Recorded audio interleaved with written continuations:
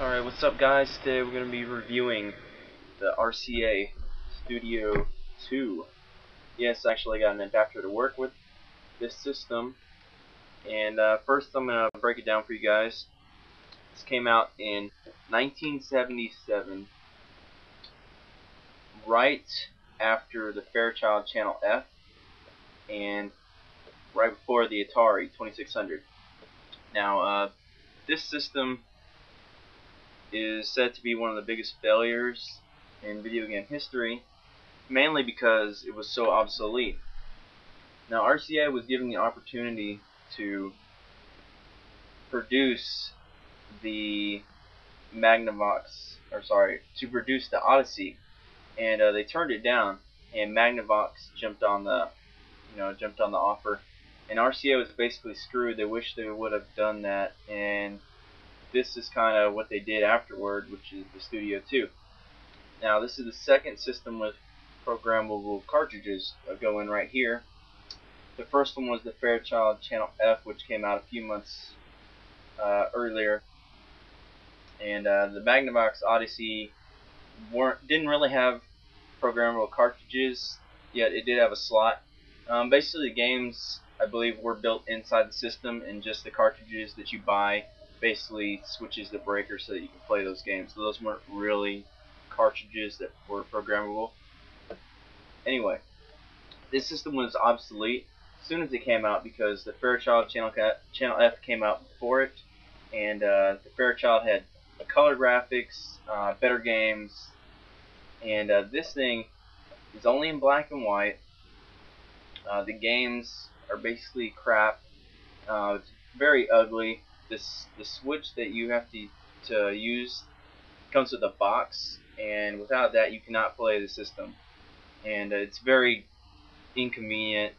You have to plug the adapter into that switch box. The only other system I know of that does that is the Atari 5200.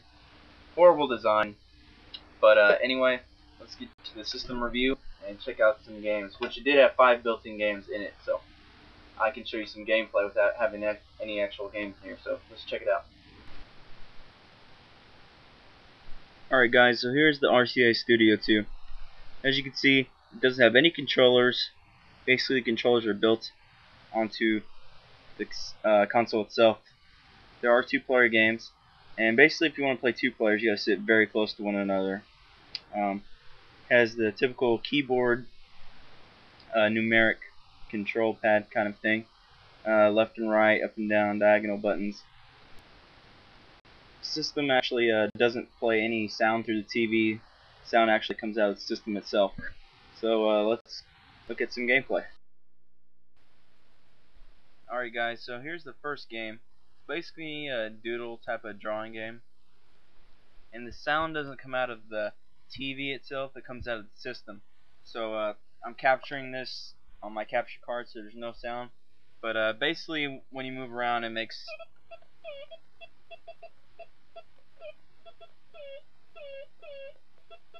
that kind of noise. Really annoying. But here's the first game. It's basically just a drawing game. This is one of the 5 built-in games that come with the system. Second game, I believe, is the same kind of thing, which is drawing again. Not really sure what the difference is between the two kind of games, but yeah, I use the directional pads to basically draw with the solid line and just draw pictures, I guess. Here's the third game, which is basically the funnest game out of all of them. It's bowling, and what you do is you line up your shot and try to knock down as many pins as you can. And this is 2 players, you can take turns. Now it's the second player's turn.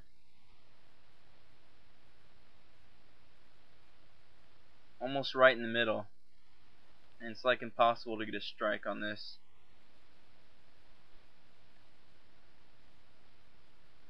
Okay, here's the fourth game, and it's basically a really primitive racing game, and there's no end to it. There's no point, there's no penalization for running into cars. Only thing it does is make a weird noise like that when you run into a car. And basically it's all it is trying to dodge cars. This game is basically a random number will pop up and you have to enter in as fast as you can. I'm guessing. I'm not really sure how to play this game because I do enter in the numbers and nothing really happens. I'm not sure what you have to do, but as far as I know, that's how you play it. Whichever player enters in the number faster wins. So, those are the 5 built-in games for the Rca Studio Ii. And thanks everyone for watching my review. System is pretty crappy, you know, it was pretty obsolete at the time it came out.